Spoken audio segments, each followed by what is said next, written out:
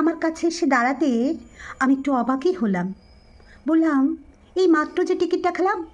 TT বলল, আপনার নয়, আপনার সিটের নিচে আর একজনকে দেখতে পাচ্ছে যে, এই বেরিয়ে এসো। বলতেই দেখি একটা বছর 13-14 মেয়ে অস্বাভাবিক কান্নাকাটি করছে।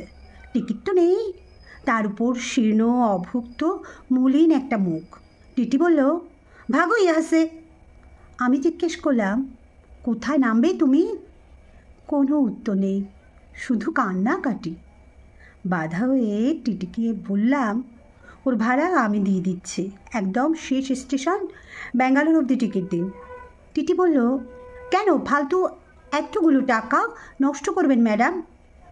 তবু কী ভেবে বললাম, না আপনি টিকিটই দিয়ে দিন। শুধুই মেয়েটি তখন কাঁদছে।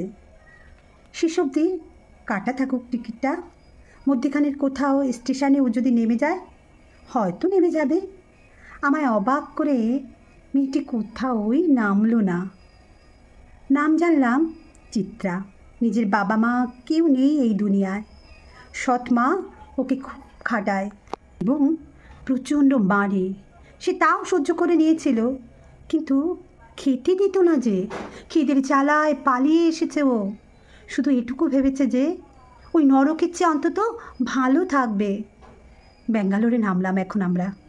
শুধু একবার পিছন ফিরে ঘুরেছি, দেখি চিত্রা অপলক দৃষ্টিতে তাকিয়ে আছে আমার দিকে। টিকিট কাটার সময় একবারও ভাবিনি এই মেয়েটার দায়িত্ব নিতে হতে পারে আমার পক্ষে এই গুরু দায়িত্ব নেওয়া এই মুহূর্তে সম্ভব নয়। আমার ট্যুরে যাওয়া আছে 2 দিন বাদেই। তবুও বললাম, এসো আমার গাড়িতে এসো। ড্রাইভার অবাক হয়ে বারবার দেখছে। আমার এক বন্ধু আছে, নাম তার রাম। সে মেয়েদের শেল্টার দেয় ও আরও সমাজমূলক কাজ করে। ওর ওখানে চিত্রাকে দিই আর বলি, আমাদের ইনফোসিস ফাউন্ডেশন ওর সমস্ত দায়িত্ব নেবে। থাকতে চাইলে থাকবে, নয়তো আবার পালাবে মেয়েটা। ভুলে গিয়েছিলাম ওর কথা। হঠাৎ মনে পড়তে ওকে দেখতে গেলাম। কি হাসি খুশি হয়েছে এখন চিত্রা। আর পড়াশোনায় তার ভীষণ আগ্রহ। ওই স্কুলে আবার ভর্তি হতে চায়। এভাবেই চলতে লাগলো। একদিন ওকে গিয়ে বললাম, তুমি যত দূর পড়তে চাও পড়তে পারো, আমরা তোমার দায়িত্ব নিয়েছি।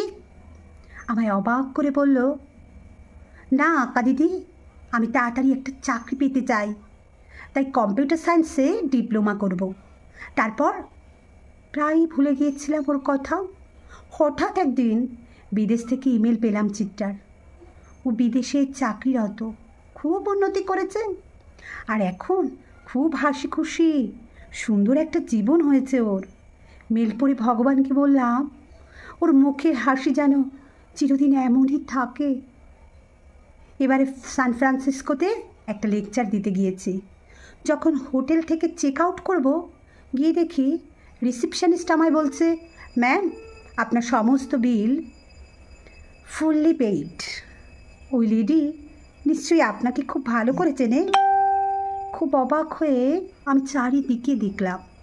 দেখি একজন ভদ্রমহিলা খুব সুন্দর একটা গাড়ি করে একটা শাড়ি পরা অবস্থায় নামলেন এবং একটু দূরে দাঁড়িয়ে কি হাসলেন। পাশে ওর ফরেনার বর, কি সুন্দর দেখাচ্ছিল ওকে, ছোট্ট ছোট্ট চুলে সেই চিত্রা। এসে আমায় জড়িয়ে ধরল, চিত্রা তুমি আমার সমস্ত বিল কেন পে করবে? আরও শক্ত করে জড়িয়ে নিয়ে আমায় বলল, কারণ একদিন আমার সমস্ত বিল পে করেছিলে তুমি। আমার সমস্ত জীবনটাই যে ওই পেমেন্টের ওপর দাঁড়িয়ে। সেই বম্বে টু ব্যাঙ্গালোর। এই ঘটনা ইনফোসিসের কোফাউন্ডার সুধা মূর্তি তার ব্লগে লিখেছিলেন। এই ঘটনা থেকেই যেন তাকে খানিকটা চেনা যায়। তিনি বিয়ের আগে ছিলেন সুধা কুলকার্নি। সেই সুধা যখন ইঞ্জিনিয়ারিং পড়তে চাইলেন, বাড়ির সবাই বলেছিলেন, আমাদের কমিউনিটিতে কিন্তু ছেলে পাওয়া যাবে না, তোমার বিয়ে হবে কি করে? প্রসঙ্গত সুধা দেবীর বাবা ডাক্তার ছিলেন, নামী সার্জেন, কিন্তু তবুও তিনি ইঞ্জিনিয়ারিংই বেছে নেন।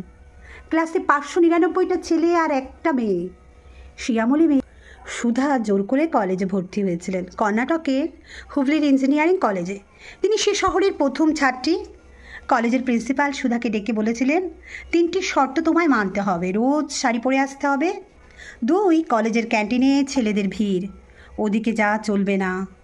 কোনো ছেলের সঙ্গে ক্লাসে তুমি কথা বলতে পারবে না। তিনি অক্ষরে অক্ষরে সেই 3টি বাক্যই মেনে চলতেন। কিন্তু কলেজের 2য় বর্ষে 3 নম্বর শর্তটি আর মানা সম্ভব হয়নি, কারণ ছেলেরা তার দিকে পূর্ণ দৃষ্টি নিয়ে ফিরল এবং এসে কথা বলল। ওই 600 স্টুডেন্টের মধ্যে ফার্স্ট হয়েছিল সুধা। তিনি তারপরে আর কোথাও 2য় হননি। বিইতে first, record number, gold medalist. স্বয়ং মুখ্যমন্ত্রীর হাত থেকে সেই মেডেল নেন। আরও পড়তে ইচ্ছে হলো তার। এবারে এমই, সেখানেও গোল্ড মেডেল। সেই মেডেল এবারে দিল ইন্ডিয়ান ইনস্টিটিউট অফ ইঞ্জিনিয়ার্স। কিন্তু পাশ করে বেরোনোর পর অদ্ভুত ব্যাপার, তার জন্য কোথাও কোনো চাকরির দরজা খুলল না। সমস্ত কোম্পানি মেল ভমিনেটিং। মহিলা ইঞ্জিনিয়ারদের জন্য দরজা বন্ধ। কি আশ্চর্য, তাই না? খুব বেশি দিন আগেও না, 1970 থেকে 72-এর ঘটনা।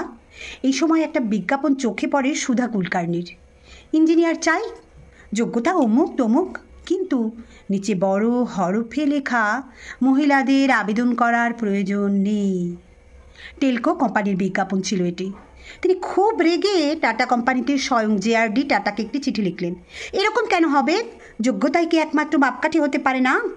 টাটা কর্তারা নড়ে চড়ে বসলেন, ডাকলেন স্পেশাল ইন্টারভিউতে, এবং বাকিটা তো ইতিহাস। তিনি টাটা টেলকো কোম্পানির প্রথম মহিলা ইঞ্জিনিয়ার।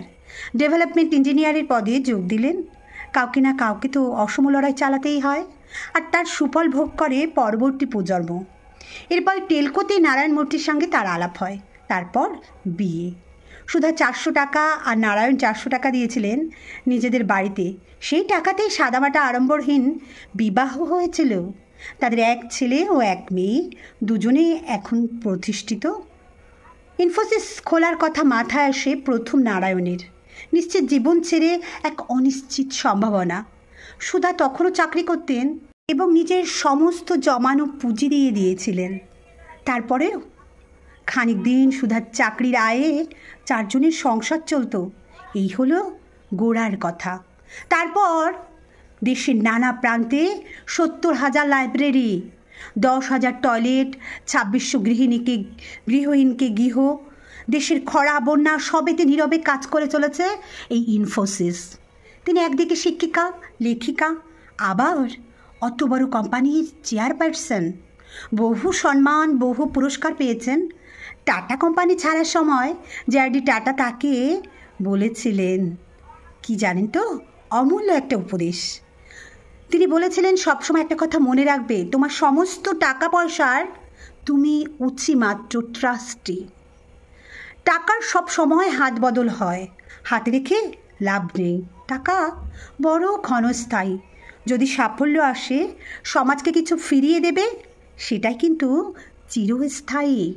তিনি আজও ভোলেননি এবং সবাইকে চমকে দিয়ে তিনি বলেন, বিগত 21 বছর আমি কোনো শাড়ি কিনিনি। যা পড়ি সবই পাওয়া, আমি শুধু বই কিনি। একবার এমনও হয়েছিল, তিনি প্লেনের বিজনেস ক্লাস লাইনে দাঁড়িয়েছিলেন। এক ভদ্রলোক তার সাজ পোশাক নিয়ে দেখে তাকে ক্যাটল ক্লাস বলেছিলেন। তিনি জানতেন না সুধামূর্তি ভারতের রিচেস্ট পার্সনদের মধ্যে অন্যতম। পদ্মশ্রী সুধামূর্তি বলেন,